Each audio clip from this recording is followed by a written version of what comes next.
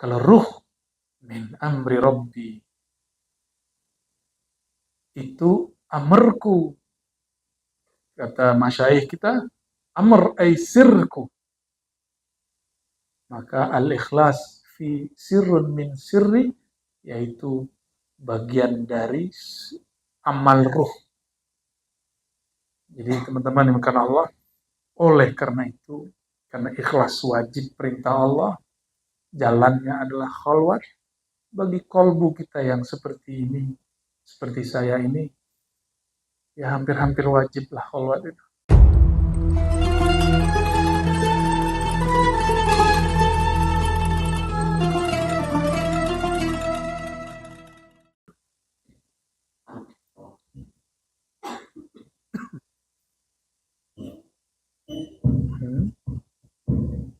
Tes, oke. Ya. Jadi ilmu laduni itu torbun minal mukalamah. Ini kalimat berani nih. Di abad itu, ini tahun berapa beliau wafatnya? 632. Sekarang kita 1445. Beliau berani buka apa aja yang terjadi dalam ilmu laduni. Bukan tiba-tiba badan jadi tegang kayak di YouTube itu kan. Bukan. Ilmu laduni dorbun minal mukalamah. Salah satu bentuk daripada Allah berkalam-kalam kepada si hamba. Kalau Allah berkalam langsung, nggak pakai handphone, nggak pakai wirid, ya, dia langsung ke kolbu. Bahkan bukan ke kolbu, dia langsung ke ruh. Kolbu ini hanya wadah terluar. Bayangkan, kolbu bagi kita kan batin, tapi dalam ilmu laduni kolbu itu bagian terluar.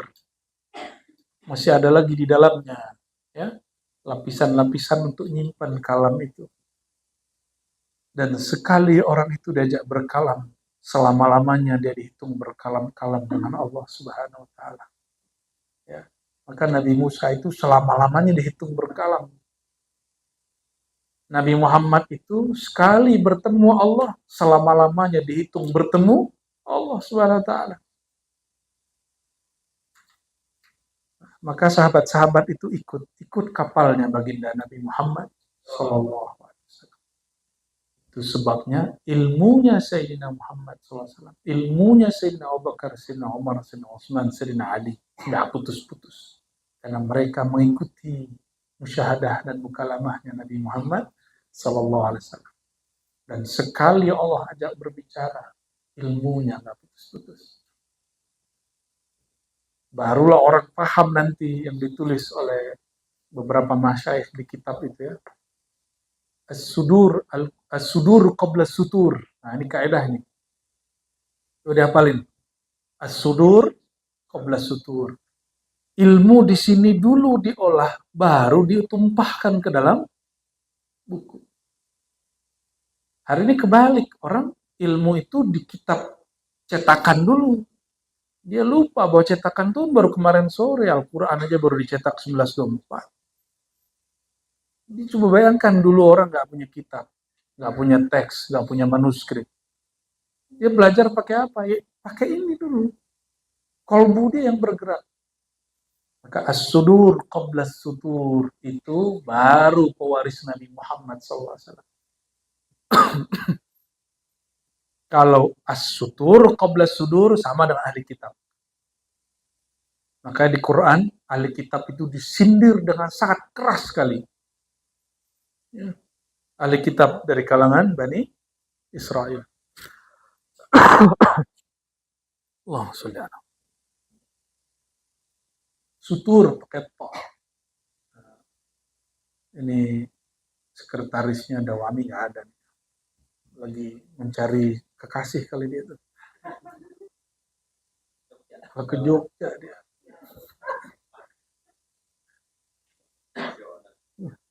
Oh, maaf. Nah,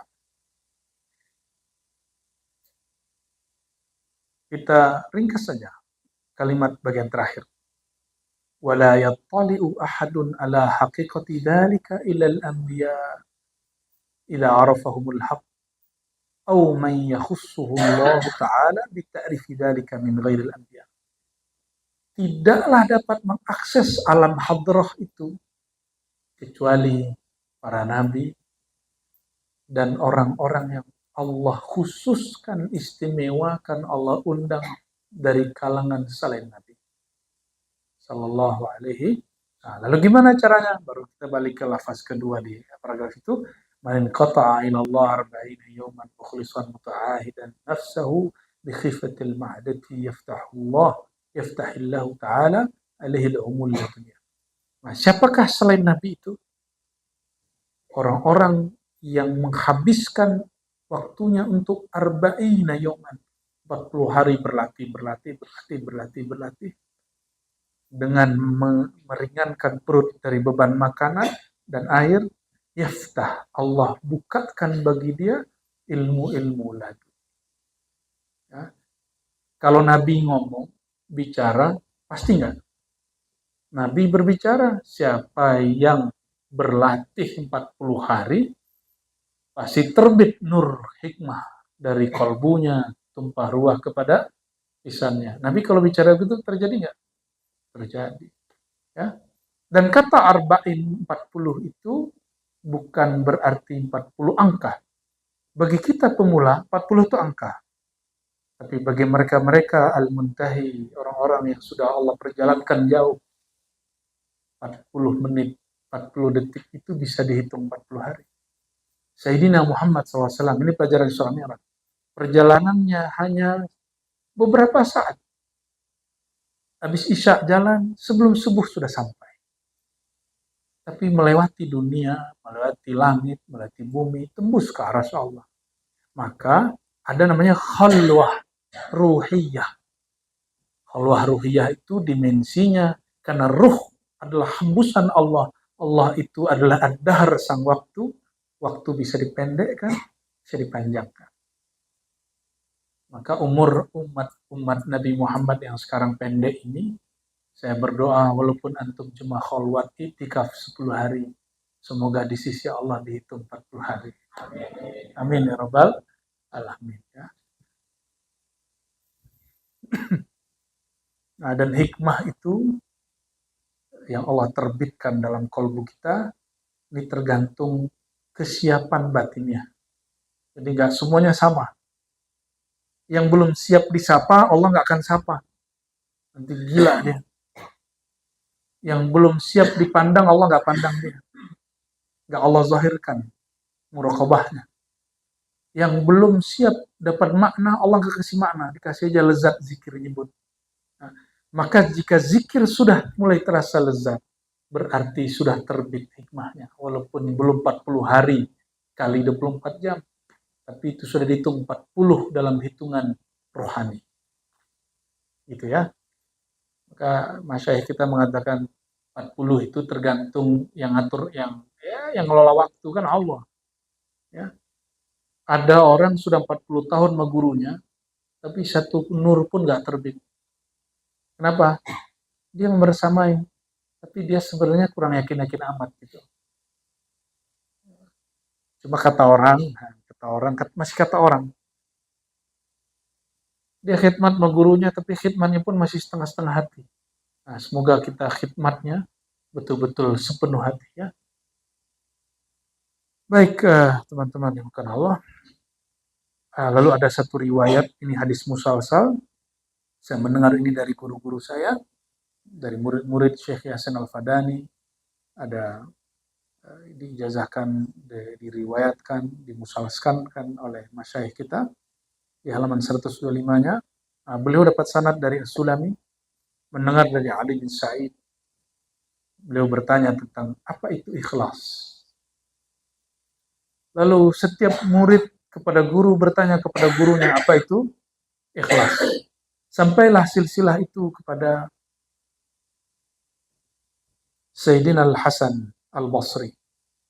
Sayyidina Al-Hasan Al-Basri pun bertanya kepada gurunya Hudzaifah, wahai tuan sahabat Rasulullah Hudzaifah, apa itu hakikat ikhlas? Kata Sayyidina Hudzaifah radhiyallahu ta'ala anhu, sa'altu an-nabiy sallallahu alaihi wasallam an ikhlas ma'ahu. Aku bertanya kepada baginda Rasulullah SAW, apa itu ikhlas? Qala sa'altu Jibril. Aku bertanya kepada Jibril, apa itu ikhlas? Lalu Jibril mengatakan, sa'altu Rabbal Izzah. Aku bertanya kepada Allah Ta'ala, apa itu ikhlas? Qala huwa sirrun min sirri awda'tuhu qalba man ahbabtu min ibadi. Nah, ini oleh-olehnya sore ini. Apa itu ikhlas? Ikhlas gak usah pakai teori. Gak usah pakai teori. Langsung pakai riwayat yang ada, yang kita riwayatkan secara musalsal dari guru-guru kita yang bersambung sanadnya kepada Rasulullah. Ikhlas itu, kata Allah, firman Allah, sirrun min sirri. Sir rahasia daripada rahasiaku. Auda'tuhu, aku letakkan simpan. Si ikhlas itu, si rahasia itu, qalba man ahbabtu min ibadi. Di kolbu hamba yang aku cintai. Maka di sini ada 3. Ikhlas itu rahasia. Di mana dia diletakkan? Di kolbu. Di kolbu siapa? Kolbu yang Allah cinta. Dan ciri-ciri hamba yang Allah cinta, dia kenal kepada Allah. Dan ciri-ciri kenal kepada Allah, dia ringan menyebut nama Allah. Kalau kenal Allah bisa cerita tentang Allah nggak? Nah, ini bagian terakhir dari laduni. Orang laduni, contohnya begini. Antum kalau pulang dari Jogja, bisa cerita tentang Malioboro dan detail. Beda nggak kita lihat di YouTube dengan kita ke sana? Atau kita dengar teman pulang dari Jogja dengan orang yang pulang dari Malioboro. Maksudnya? Ada kawan pulang dari Mekah, dia cerita, oh Mekah itu begini loh Tuhan. Kita percaya karena dia orang yang jujur. Itu namanya tasdik, iman. Iman itu begitu. Kita nggak ketemu Allah, lalu Rasulullah SAW mengabarkan, aku bertemu Allah. Lalu kita percaya, kita nggak jumpa Nabi SAW, jumpa dengan sahabat, atau nggak jumpa sahabat terus sampai hari ini. Guru kita berkalam, Allah itu satu. Dan kita percaya. Tapi nggak ngelihat. Itu namanya iman. Ini beda iman dengan, jadi iman itu dia, kalau dibuka lagi, ini ada tasnya ikhlas. Dan di situ ada musyahadah, berjumpa. Kalau sudah jumpa, di atas iman. Itu yang disebut kamalul yaqin. Di atasnya yakin. Nah, orang yang sudah jumpa dengan Allah, dia bisa cerita tentang ma'rifatullah. Jadi bukan orang baca kitab 1000 kitab terus bisa cerita tentang ma'rifatullah, enggak bisa. Mesti jumpa dengan yang punya ma'rifat, yang punya nama, yang punya sifat, yang punya zat, yang punya asma. Nah, itulah baginda Nabi Muhammad SAW dan pewaris-pewarisnya. Maka ilmu ini teman-teman, jangankan Allah, surga pun mala ainun ra'at. Surga aja nggak bisa dibayangkan mata. Nggak pernah terdengar telinga. Nggak pernah terbersit di hati. Apalagi yang punya surga. Tapi kan kalimatnya kudu, bukan ruh. Kalau ruh, min amri rabbi, itu amarku. Kata masyayikh kita, amr ay sirku.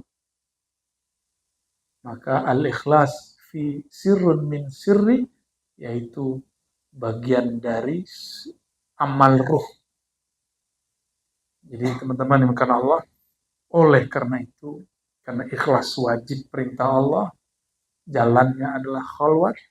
Bagi kolbu kita yang seperti ini, seperti saya ini, ya hampir-hampir wajib lah khalwat itu. Ya, kita nggak bilang wajib ya, hampir, tapi ikuti isyarat guru-guru, nanti kita berkhalwat supaya tidak dengan nafsu. Ya, nanti malah tengkar-tengkar masalah ruangnya. Aku ruangnya kok kecil gitu. Terus pulang aja kalau gitu ya. Ntar masalah kipas angin. Oh, itu kipas angin apa? Nah, berarti gagal nih. Nanti berurutan begitu ya, jangan sampai. Nanti harus ada koordinator perempuan dia. Nah, itu yang belum terpikirkan kemarin kan. Harus ada yang ada mudabbir perempuan. Ya, jangan laki nanti jatuh cinta. Jadi nggak ikhtilat yang banyak. Ini penting sekali. Biar nggak kemudian, mohon maaf, ada yang bawa makanan dimasukin ke dalam khalwat tempat ruang kelambunya. Ya salam. Berarti kebiasaan di rumah dibawa ke surau tempat khalwat. Nah, tapi kita nggak marah, kita biarin aja. Nanti lama-lama juga bersih kok. Ya, lama-lama kalbunya dibersihkan Allah. Maka harus diteteskan nama Allah di kalbunya. Ya. Barangkali itulah. Baca kitab Inbah dulu. Masih kuat. Mana kitab Inbah Bu ya?